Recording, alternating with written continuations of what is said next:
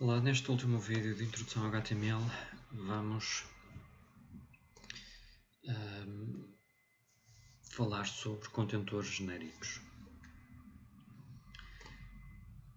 e essencialmente estes contentores genéricos correspondem a dois elementos diferentes dos elementos básicos que vimos no vídeo anterior,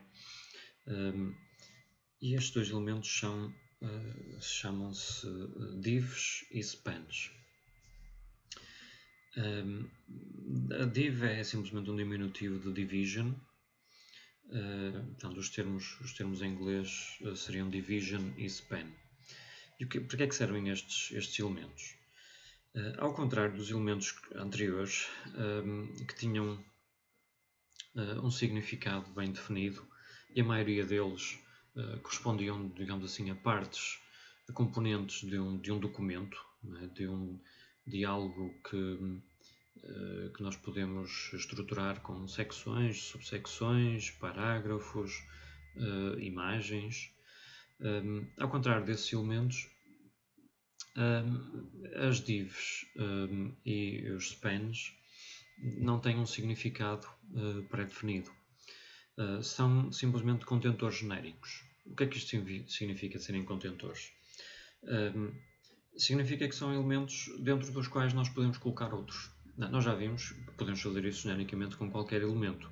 Nós já vimos em exemplos anteriores, como parágrafo, podia ter lá dentro uma imagem, podia ter lá dentro links, podia ter lá dentro quebras de linha. Portanto, um parágrafo, na verdade, é um contentor. Só que um parágrafo é um contentor com um significado bem definido. Nós não colocamos qualquer coisa dentro de um parágrafo, colocamos aquilo que faz sentido colocar dentro de um parágrafo. Dentro daquilo que para nós, que nós entendemos como sendo um parágrafo num documento. Os elementos de div e span não têm esta semântica, não têm nenhuma semântica associada, são contentores genéricos, são completamente genéricos, nós podemos colocar lá dentro o que quisermos. Para que é que servem contentores genéricos? Precisamente como nós podemos colocar lá dentro o que quisermos, significa que podemos agrupar os nossos elementos dentro da nossa página HTML da maneira que quisermos. Portanto, são muito flexíveis e permitem-nos criar estruturas que de alguma maneira reflitam as várias partes do nosso site. Isso é útil quando, como vamos ver de seguida e como acontece em muitos sites, as várias partes de um site não têm, em alguns casos, não têm um equivalente tão óbvio como um parágrafo, não é? Nem tudo o que está num site é um parágrafo. E, portanto, nós não podemos usar esses contentores nessas situações. Depois, mais à frente, vamos ver alguns contentores mais específicos, com significado mais específico. Mas antes disso, vamos ver estes genéricos, que continuam a ser muito utilizados. E para ilustrar um uso destes contentores genéricos, vamos ver esta página. Portanto, aqui temos uma página extremamente simples, não é? Como estão a ver, mas já tem aqui alguma estrutura. Portanto, tem uma página, imaginem que isto seria o início de uma página de um site de notícias, ou de um site de compras, qualquer coisa. Não tinha que ser necessariamente de notícias, mas um site clássico em que nós temos um menu, podemos navegar sobre várias categorias, temos uma barra de pesquisa para procurar e depois temos o conteúdo propriamente dito. Dá-nos jeito, nós, para estruturarmos esta informação, nós começamos a colocar cada uma destas partes do site, menu, barra de pesquisa e depois conteúdo útil, começar a criar contentores e a colocar os vários elementos que dizem respeito a cada uma destas partes do site dentro do seu contentor. Isto é útil por várias razões. Uma muito óbvia será quando falarmos de CSS. Vai ser útil nós podermos tratar o site parte a parte, componente a componente, e estilizar partes diferentes de maneiras diferentes. Mas independentemente disso, é útil para estruturar a informação do site. Se nós não tivéssemos, como neste caso, eu se calhar vou começar por descrever esta estrutura e depois retirar estas divisões e mostrar o resultado. O que é que nós fizemos?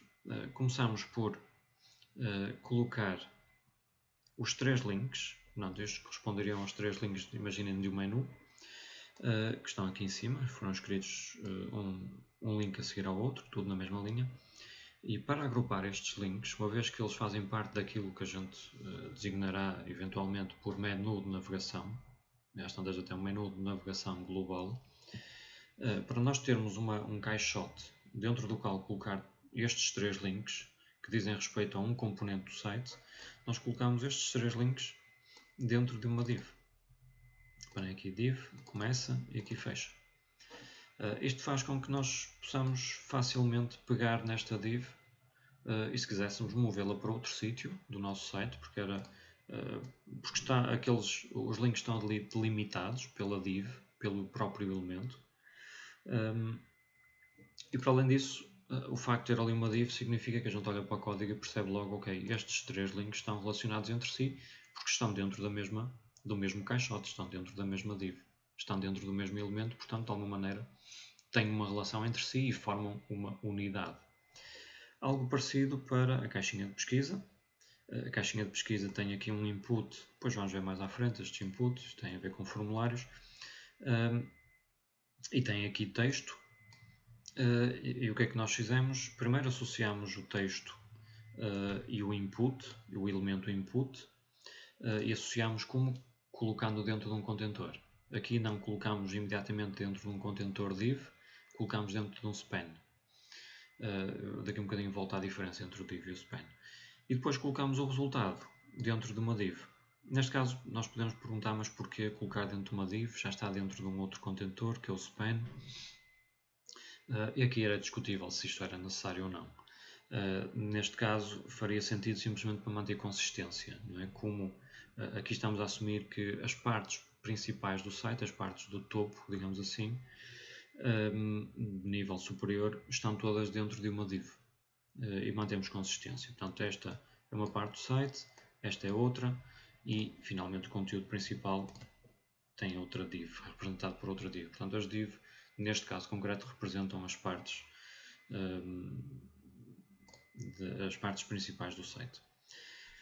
E o mesmo para o conteúdo principal. Portanto, o conteúdo principal tem um cabeçalho e um parágrafo, e nós agrupamos esse cabeçalho e parágrafo com uma div. Portanto, isto significa então que temos as várias partes agrupadas em divs, em contentores, nestes contentores genéricos. Qual é a diferença de uma div entre uma div e uma span?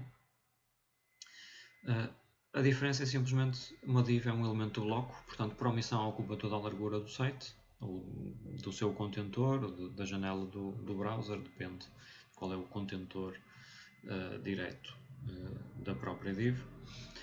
Portanto, div é um elemento do bloco, span é um elemento inline, portanto, é um contentor que nos permite agrupar coisas, mas todas na mesma linha, a não ser que a linha chegue ao fim, e nesse caso o browser faz uma quebra de linha, naturalmente.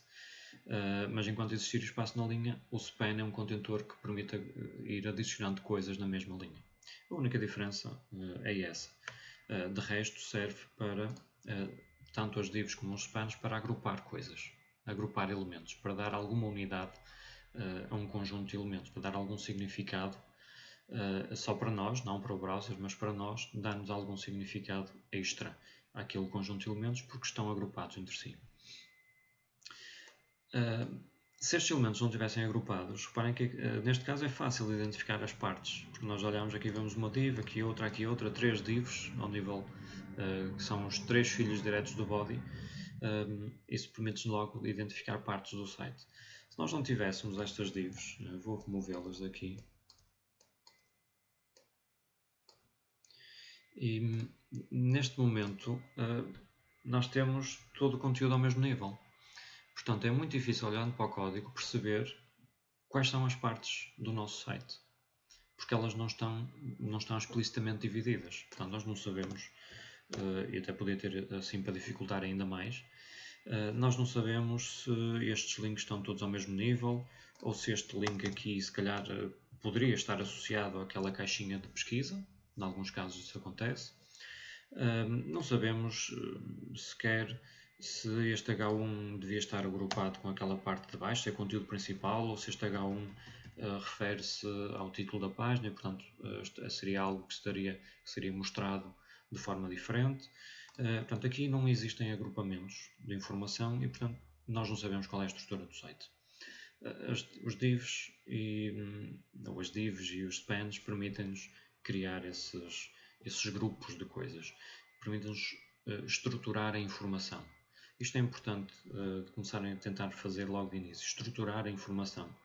Isto não significa necessariamente estruturar as coisas visualmente, embora a estrutura da informação esteja muitas vezes, vocês devem saber disso, de design, não é? Das boas práticas e das regras de design, muitas vezes a estrutura visual reflete, não imita completamente, mas muitas vezes reflete a estrutura da informação, não é? E qual é a informação à qual a gente quer dar mais relevo e menos relevo, isso está relacionado com a estrutura da informação subjacente.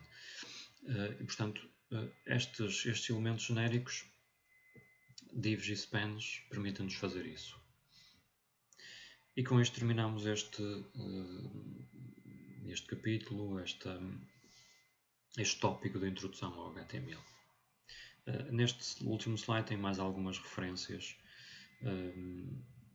a estes tópicos. Eu chamo a atenção particular a este segundo link.